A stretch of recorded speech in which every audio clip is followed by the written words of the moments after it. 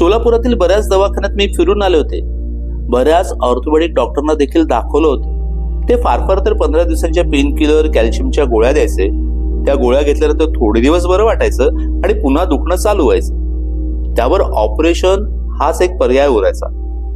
3-4 दिवसांनी दुपारी आमचे नातेवाईक संगीता भोसले व त्यांचे पती बऱ्याच वर्षांनी भेटायला घरी आले. मला झोपलेलं पाहून आणि माझी ती अवघड अवस्था पाहून त्यांनी मला काय होतं ते विचारलं. मणक्याच्या दुखण्याचा त्रास आहे असं मी त्यांना सांगितलं. मानेचाही त्रास आहे आणि आता कंबरही दुखते आहे. मानसी 9वीत असताना एक दिवस फरशी पुसत होते. त्यावेळी पाय घसरून पडले. मणक्याला आधीच दुखापत, त्यावर पुन्हा मार बसला. ते दुखणं वाढलं. डॉक्टर आता ऑपरेशन करायला सांगतात. काय करावं ते कळत नाही, म्हणून मी झोपून आहे. मला म्हणाल्या, तू वेडी आहेस का? अगं, ऑपरेशनला पर्याय नसला तरी आयुर्वेदिक किंवा होमिओपॅथिकच्या डॉक्टरना तरी भेटायचं. माझ्या मिस्टरनाही काच बिंदूवर कसलाच इलाज होत नव्हता. त्यावेळी त्यांनी होमिओपॅथिकचं औषध घेतलं आणि ते बरे झाले. तूही होमिओपॅथिकच्या डॉक्टरना दाखव. सोलापुरात पवार आणि श्रीखंडे यांचं होमिओपॅथिकचं क्लिनिक आहे. त्यांनी श्रीखंडे डॉक्टरचा पत्ता दिला व म्हणाले, तू तिथं जा, दाखव आणि काही इलाज होतो का ते बघ.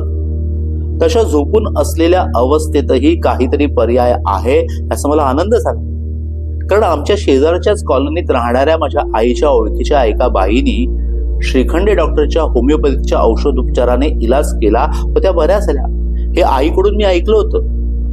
त्यांच्या या बोलण्यानं मला कुठंतरी औषध सापडल्यासारखं वाटलं. या 2 उदाहरणावरून मी होमिओपॅथिक डॉक्टर श्रीखंडे यांच्या क्लिनिकमध्ये गेले.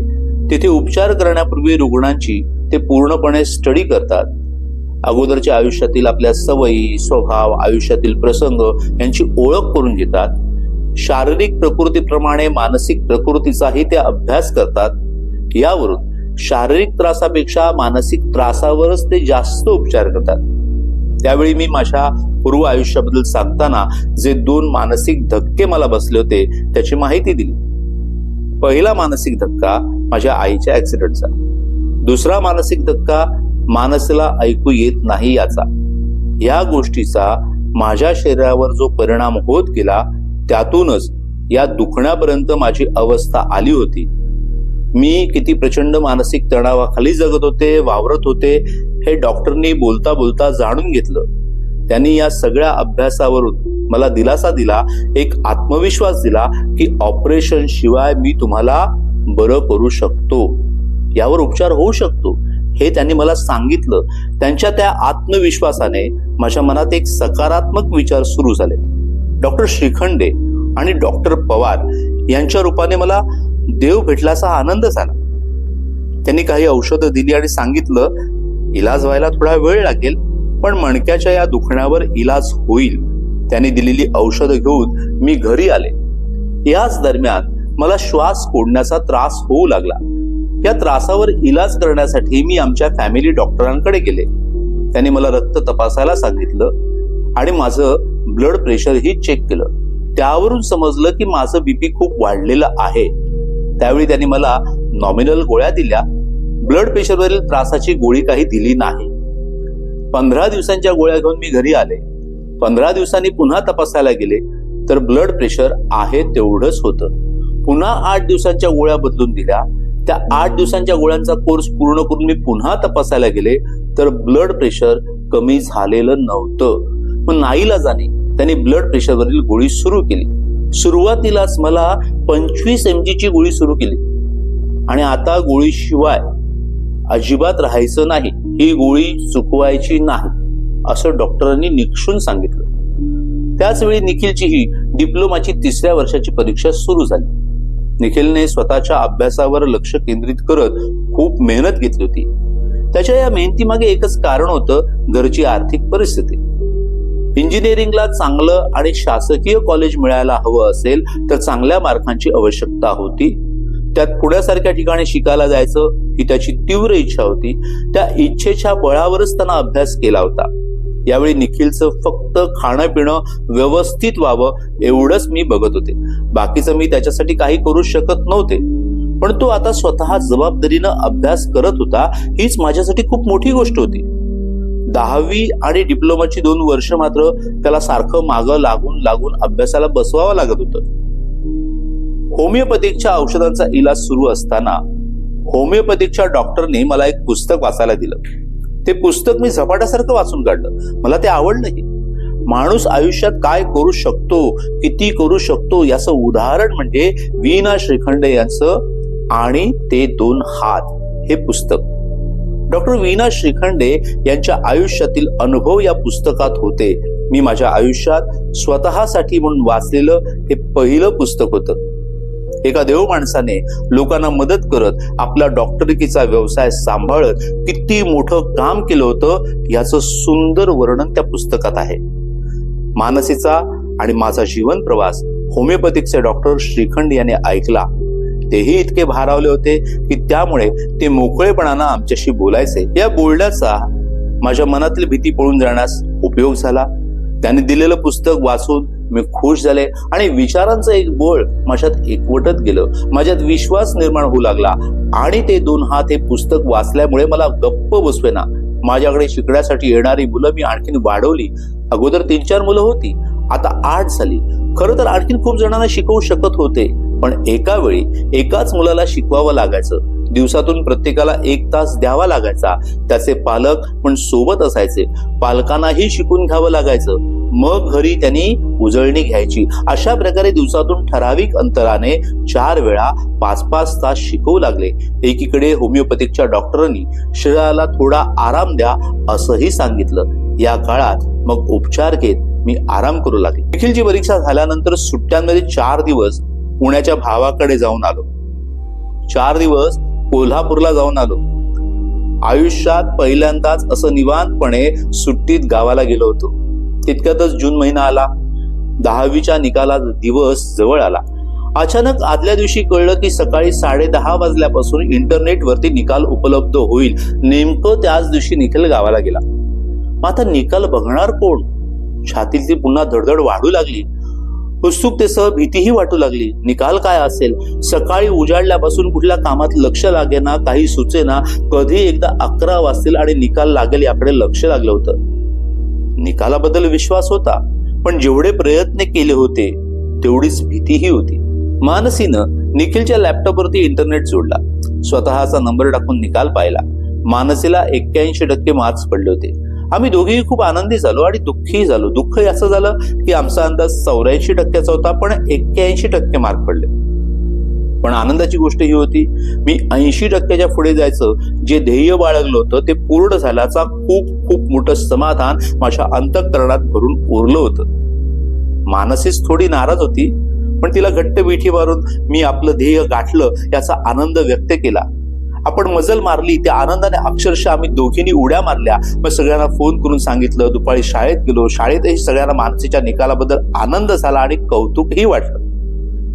मानसीच्या शाळेतील काही जणांना दुःख होतं. आपली नॉर्मल मुलं मानसी इतके मार्क्स पाडू शकले नाहीत. मानसीने आपला ध्येयाचा टप्पा पूर्ण केला. उत्तुंग शिखरावर जाऊन 81% मार्क्स मिळवले.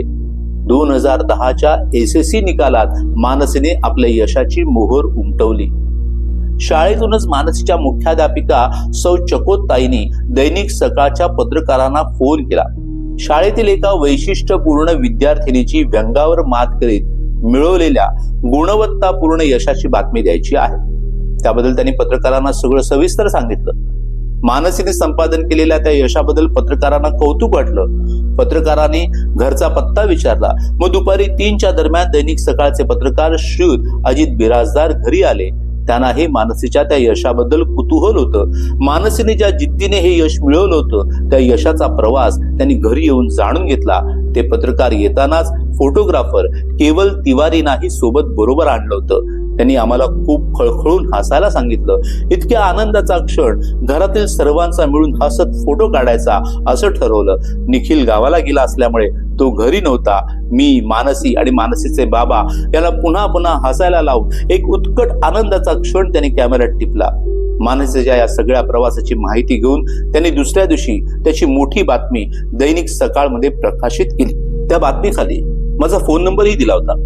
मानसीच्या आणि माझ्या एकूण 10वी पर्यंतच्या प्रवासाबद्दलची माहिती वाचून दिवसभर खूप फोन येऊ लागले. सकाळी 7 वाजल्यापासून रात्री 10 वाजेपर्यंत फोनच चालू होते. लोकांच्या इतक्या छान प्रतिक्रिया येत होत्या की प्रत्येक जण भारावून बोलत होता, मानसीचं कौतुक करत होता.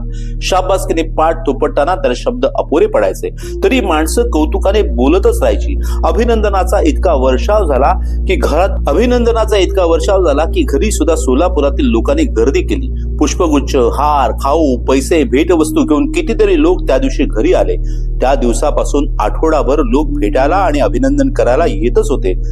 सांगण्यासारखी गोष्ट म्हणजे मानसीला भेट म्हणून दिलेल्या रकमेतून अक्षरशः 6,000 रुपये इतकी रक्कम जमा झाली.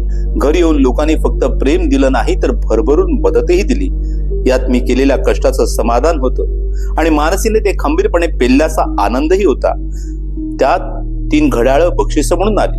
मुंबईच्या शाळेपासून ते ज्ञानप्रबोधिनीतील या प्रवासात ज्या खडतड कष्टाने मानसीने यश मिळवलं होतं ते एका दिवसाचं नव्हतं, तर ती तब्बल 15 वर्षाची तपश्चर्या होती. मला स्वामी विवेकानंदांनी सांगितलेल्या एका विचाराची आठवण झाली. ते म्हणायचे, तुमचा संघर्ष जितका मोठा तितकं त्याचं मोठं फळ मिळेल. या आनंदात 15 दिवस कसे गेले ते कळलं नाही. आजवरच्या आयुष्यातला एकमेव अत्युच्च असा आनंदाचा, सुखाचा, समाधानाचा आणि कृतार्थतेचा क्षण मानसीने 10वीत मिळवलेल्या 81% मार्क्स हा हो. 10वीचा रिझल्ट लागल्यावर दैनिक सकाळच्या सोलापूर आवृत्तीला मोठी बातमी लागली होती. त्याचबरोबर पूर्ण महाराष्ट्र आवृत्तीला मानसीच्या या यशाबद्दल लेख प्रकाशित झाला होता. या लेखामध्ये कुठेही आमचा संपर्क किंवा पत्ता दिलेला नव्हता. त्यामुळे आमच्याशी संपर्क करणाऱ्यांना अडचण झाली. एका व्यक्तीने आमच्याशी संपर्क साधण्यासाठी पुणे दैनिक सकाळच्या कार्यालयात फोन केला. पुणे दैनिक सकाळच्या कार्यालयातून सोलापूर दैनिक सकाळच्या कार्यालयात फोन आला. सोलापुरातील कार्यालयातून ज्ञानप्रबोधिनीतील ज्या शिक्षिकेने पत्रकारांना फोन केला होता त्या चकोते ताईंना फोन आला. त्यांच्याकडून फोन नंबर मिळवल्यानंतर नागरे या व्यक्तीने मला फोन केला. दैनिक सकाळमध्ये जो लेख प्रकाशित झाला होता त्यामध्ये मी फक्त मानसीला शिकवते असं नाही तर इतर कर्णबधिर मुलांनाही मार्गदर्शन करते याविषयी माहिती आली होती. त्यासाठीच नागरे यांनी मला फोन केला, कारण त्यांचाही 6 वर्षाचा मुलगा मानसीसारखाच कर्णबधिर होता. या मुलाचे वडील नागरे हे इंजिनियर होते, आई शिकलेली होती आणि त्या मुलाचे काका डॉक्टर होते. या फोन नंतर त्यांनी माझा पत्ता आणि भेटण्याची तारीख ठरवून ते सगळे संगमनेरवरून सोलापूरला आले.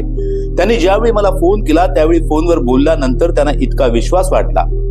अशा मुलांच्या यशासाठी प्रयत्न केला तर ती मुलं सकारात्मक बदलाने घडू शकतात हे मी सांगते. त्यावर त्यांचा विश्वास बसत नव्हता. काहीतरी सकारात्मक होऊ शकतं हा दिलासाच त्यांना खूप आधार देणारा वाटला.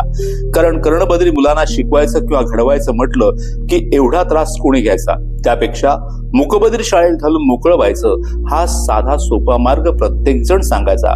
पण ते मूल आहे तसं न राहता वेगळं काहीतरी करू शकतं हे ऐकल्यानंतर त्यांचाही आत्मविश्वास वाढला. संगमनेरचे हे नागरिक कुटुंबीय कुटुंबातील सर्व सदस्यांसह आमच्या घरी आले. आमच्या या कर्णबधिर मुलाला त्याच्या प्रगतीसाठी मार्गदर्शन करा असं म्हणाले. मी त्यांच्याशी वेळ देऊन मोकळेपणानं बोलले. कर्णबधिर मुलांच्या पालकांची काय अवस्था असते आणि काय अपेक्षा असते याची पुरेपूर जाणीव मला होती. मीही त्याच परिस्थितीतून गेले होते. त्यामुळे असे पालक जेव्हा आस्थेनं चौकशी करतात तेव्हा त्यांना पुरेपूर माहिती सांगणं ही माझ्यासाठी एक मोठी संधी होती.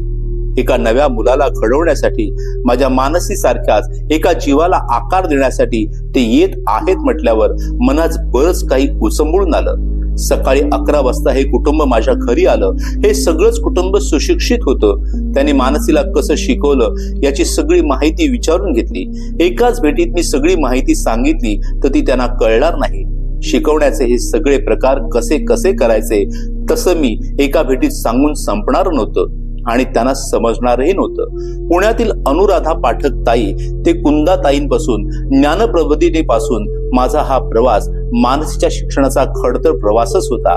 त्याचं एकत्रित संचित माहितीच्या रूपाने माझ्याजवळ होतं. पण मी टप्प्याटप्प्यानं जसं शिकले आणि मानसीला शिकवलं त्याच टप्प्यानं त्यांना माहिती देणं गरजेचं होतं. त्यांना सुरुवातीला विचारलं की तुम्ही वैयक्तिक वेळ देऊ शकता का, तशी तुमची तयारी आहे का. त्या मुलाच्या आई वडिलांपेक्षा त्या मुलांचे जे डॉक्टर काका होते त्यांना त्याला शिकवण्याबद्दल खूप उत्सुकता होती. हे जाणून घेण्याची इच्छा होती.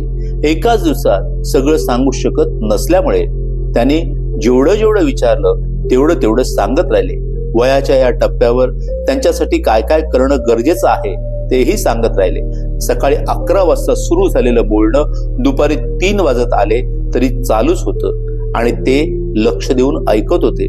सगळं बोलणं झाल्यानंतर फोनवर संपर्कात राहण्याचा निर्णय घेऊन ते कुटुंब परत गेलं. नागरे कुटुंब आणि त्यांच्यासारख्या अनेक कर्णबधिर मुलांचे आई वडील माझ्याशी फोनवरून मार्गदर्शन घेत होते. मी त्यांना त्यांच्या वेगवेगळ्या टप्प्यांवरील कराव्या लागणाऱ्या गोष्टी व्यवस्थित सांगत होते.